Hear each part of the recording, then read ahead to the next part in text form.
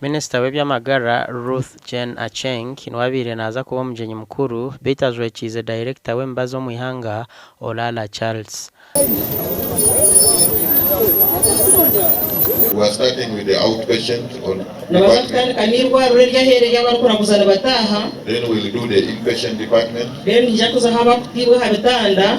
The administrative block is included in the OPD. Enda kusima government ahabwo kuleta entungu Mitooma mwebale na kuchira munonga government ya NRM mwebale kutishika nka Mitooma mukatuletera irwaro kandi okuchira munonga nyenda abakyara banje musime government ahabwo kuba nito tukubona bono mu kuzara nebindi nabana ejabayiro bikabaho ejo mubireka mubizika mwayenda ngimba mushoroba mishabire tuzicenga biwe.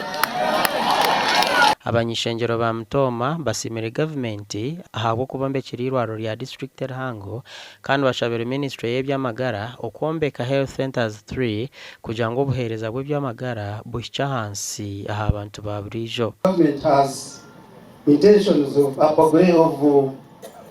providing health center force to each constituency.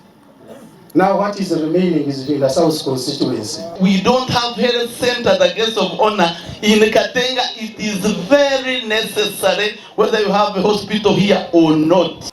Amahega UPDF nugo garukuza kwombeka irwaro reri kandi bashabira okukora omurimo omurungi. Nakora omurimo omurungi twabashariza na contractor utukozesa akosa itsezi baliwo. So the work imirimo y'ebihoye tikagire ebiryo nkabagera ngo niza gukora ibintu bena irwaro rya district dina lwagabiye enguto ya kunjira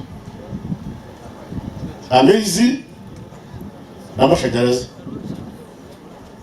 bwe kubonye bangira gutokuzika etukanzaraje baraganiza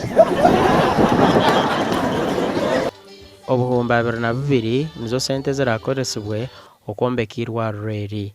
Gasha kwa Ben Mohoz.